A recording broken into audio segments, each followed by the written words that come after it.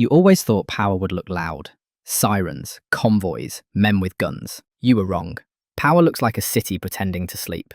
The message comes in before midnight. 3 words that split your life in 2. Tonight changes everything. By the time you step into the penthouse, you already know this is not a meeting. It is an audition. He does not turn around when you enter. Men like him never need to. The room already belongs to them. On the desk is your future. Shell companies, passports, asset maps, numbers too large to belong to honest men. A few years ago, your world was 1 bad bulb, 1 dying laptop, and bills you stopped opening. Back then, survival still felt clean. Your first clients were not kings. They were small men with cash-heavy businesses and permanent fear in their eyes. You told yourself there was no blood in bookkeeping. Just bundles, receipts, and creative arithmetic. That is how it begins. Not with greed, not with evil. With one compromise small enough to survive your conscience. You walked home through neon and rain thinking you were smarter than everyone else. That is what the trap feels like when it first closes. The first handoff happens in a parking garage. No introductions, no smiles, just trust measured in silence. Then the upgrades begin. A better suit, a better desk, better phones, better lies. Soon, your nights belong to spreadsheets and shutters drawn tight. You stop sleeping deeply. You stop asking why. Club owners, casino operators, men who call panic a business expense. They all bring you the same thing: dirty money and urgency. Every back door starts to look the same: steam, trash, dawn light. And one more line crossed without ceremony. Restaurants become casinos. Casinos become shipping offices. Each room cleaner than the last. Each secret uglier. By the time you reach the surveillance rooms, you understand the truth. The cleanest places often hide the dirtiest money. You practice your expression in mirrors. Not confidence, containment. The lawyers arrive next. Not courtroom lawyers, architects. Men who build distance between crime and consequence. One signature can move more blood than a weapon ever could, and it leaves no stain on the hand. The first private terminal changes something in you. You realize crime at this level does not run. It boards first. In the jet, you stare out at a city shrinking beneath you. That is the last time your old life ever looks small enough to miss. The offshore world welcomes you with sunlight, yachts, and clean glass towers. Paradise has always been easiest to buy when no one asks questions. In these buildings, corruption wears linen and speaks softly. No tattoos, no shouting, just immaculate fraud. Around the table sit men from 5 countries and 10 jurisdictions. No one says the word crime. They do not need to. That night, alone over the marina, you finally understand the scale. You are not hiding money. You are feeding an empire. After that, countries blur. Hotel keys, flight manifests, hallways, elevators. The geography of secrecy. Your hotel rooms stop looking temporary. They start looking operational. The art gets more expensive the dirtier the money becomes. Beauty is one of the oldest disguises in the world. Then you meet him properly. Not the rumour, not the shadow. The man every institution pretends not to know. He does not threaten you. Men at his level no longer need the performance of menace. When he gives you the encrypted phone, it feels less like a gift and more like a collar. Now there are bodyguards at your elbow, not because you are safe, because you are valuable. They give you the office, the skyline, the assistants, the polished wood. A throne can still be a cage if someone else locks the door. Your footsteps start echoing in rooms you never imagined entering. You learn that status has a sound. At rooftop parties, the city glows beneath you like conquered territory. Everyone smiles too well. Everyone watches too much. Bankers, politicians, lawyers. You finally see how the world is really held together, not by ideals, but by shared vulnerability. In the archive room, you feel the true weight of your life's work. Not wealth, exposure. You stare at yourself in the mirror and barely recognize the man looking back. Same face, different soul. The elevator drops underground, and with it, whatever innocence you had left. Some descents happen in silence. This is where they speak plainly. No euphemisms, no polished language. Just the anatomy of power. Roots, properties, proxies, fronts. An empire spread across the table like a private map of the world. Then the first tremor hits. A headline, a leak, a rumor strong enough to enter the room. At 3 in the morning, under dead office light, you learn the difference between rich and secure. They are not the same thing.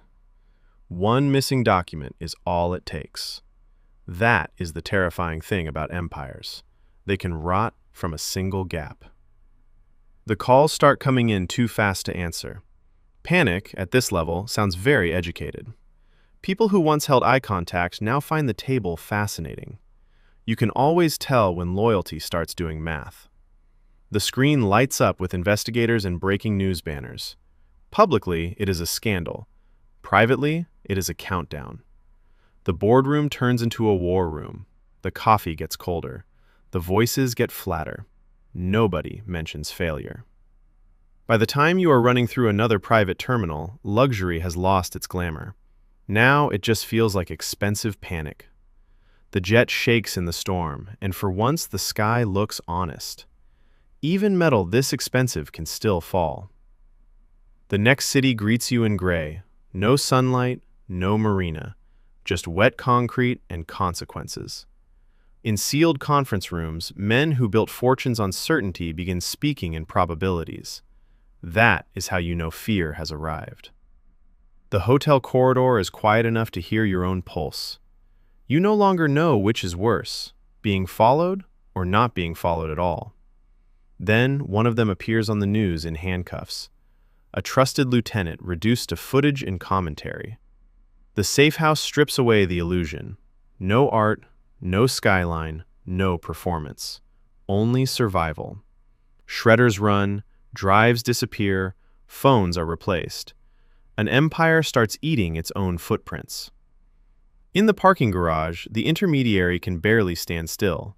Fear is contagious. Up close, it smells like sweat and cheap cologne. You catch your reflection in the mirror and see what pressure really costs. Not money, not sleep, identity. When you return to the mansion, the gates open slowly, like they are considering whether to let you in at all. He is waiting in the dark, still calm, still unreadable. That is what makes him terrifying. You stand across from each other without moving. Two men connected by billions, suspicion, and the knowledge that only one betrayal matters. The whiskey between you stays untouched. Some nights, even luxury knows better than to interrupt. He lets you leave, which is not the same thing as forgiving you. Back in the penthouse, every expensive object looks staged. Luxury without trust is just polished loneliness. At sunrise, above the city, you understand the final insult of wealth. It can buy distance from everyone except yourself. Behind the hidden door is everything. Files, drives, names, payments, proof. The nervous system of the empire. The case holds passports, data, and a gun. For the first time, escape and violence sit side by side in your hands. You start noticing cameras, glances, strange pauses in hallways. Paranoia is just pattern recognition after too much damage. In the empty hall, with no one left to impress, conscience finally catches up to you. It has terrible timing. Yachts, jets, dinners, headlines, security details. The entire fantasy flickers before you like an ad for someone else's damnation. At the platform, suitcase in hand, you realize there is no dramatic music when a life collapses. Only cold air and the sound of something arriving. Inside the compartment, with rain on the glass, you open the case and stare at enough evidence to end dynasties. This is what power feels like when it becomes portable. 3 futures unfold in your mind. Loyalty, exile, betrayal. All of them expensive. None of them clean. Then the phone rings. And somehow that sound is more frightening than any gunshot you have ever imagined.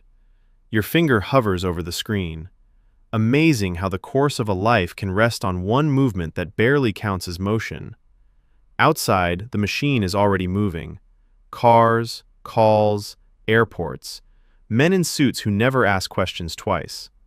When you arrive in the fog-covered city, no one recognizes you. For the first time in years, anonymity feels both holy and fatal. In the motel mirror, stripped of polish and protection, you finally meet the truth. You were never laundering money. You were laundering yourself. And as the sun rises over empty water, you walk forward with everything behind you and nothing resolved. Because in this world, survival is not the end of the story. It is only the privilege of living long enough to fear the next chapter.